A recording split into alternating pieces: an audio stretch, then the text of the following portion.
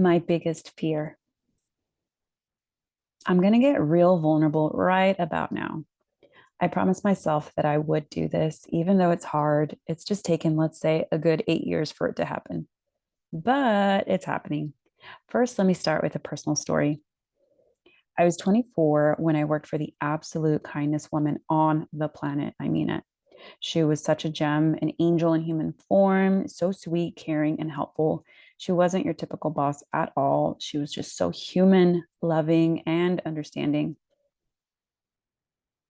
At the time, she was moving from an apartment in Nob Hill to one in North Beach.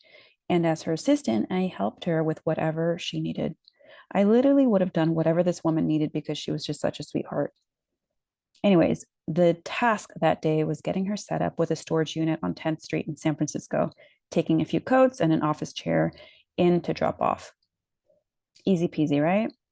Well, what was supposed to be a quick drop off, easy peasy, right? Well, what was supposed to be a quick drop off turned into one of the worst days of my life at the time. Not many people knew what I had privately been doing for months and months, which was writing my first book. I had written pages and pages and pages saved only on my laptop because of how private I wanted to be with the material. And guess what? That's right. As I ran back to my Honda Accord after locking up, the rear window was smashed. And my book bag, along with my precious laptop and hundreds of hours of personal stories on love, heartbreak, life, work, all the sweat and tears on pages were stripped away from me. My biggest fear had manifested itself, and it felt like a limb had been amputated, ripped off, never to be seen again, gone for effing ever. I was devastated. And I'm telling you right now, that was an understatement. Never had I ever cried in front of a boss. And I was trying so damn hard to hold it back, but the tears were just flooding out and down my face. It broke me in more ways than I can explain. Stupid, stupid, stupid me. I grew up in the city. I knew better. It only takes literally 30 seconds, and something like this is just bound to happen. That day, my boss saw my face and knew I was completely shattered. Feeling terrible that it had happened while I was on the job working for her, she quickly hugged me and pulled out her wallet. She stuffed every dollar, a total of 300, into my front jean pocket. Oh my God, Violet, this is all my fault. I'm so, so sorry, she said. But it wasn't her fault. I told her I couldn't take her money, but she refused to take it back.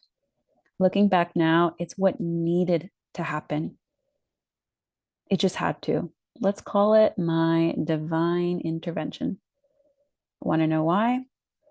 Well, because the story just wasn't ready. The book needed more experiences to be felt, more relationships and tears to be shed, more heart pounding moments of ecstasy to breathe through. I needed more time. I needed more life.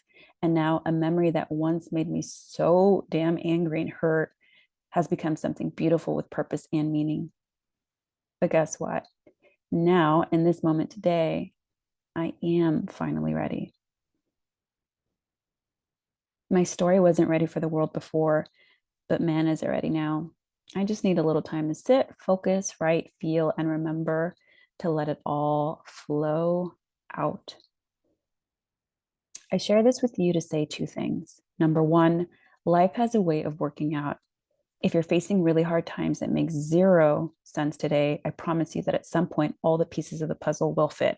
And number two, sharing your hard moments publicly takes a ton of courage. Anxiety and fear comes up.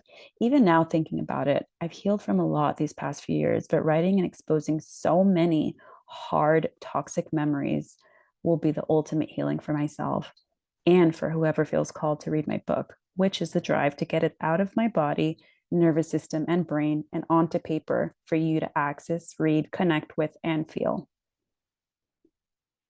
Your pain is your purpose, and I intend to fully expose mine, especially if it helps the person reading it. Oh, and one final thing. I commit openly to everyone reading my blog that I am writing my book and publishing it this year. No excuses. Watch me and join me for the journey. I'll be sharing it along in my Instagram stories and posts, the good, the bad, the hard, the ugly, and ideally the beautiful.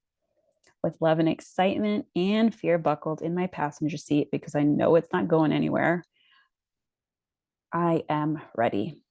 Simply me, my story, and the empty pages soon to be filled up. So, if you want to follow along and see me on my journey of writing my first book, follow me on my Instagram at Violet_Ventures.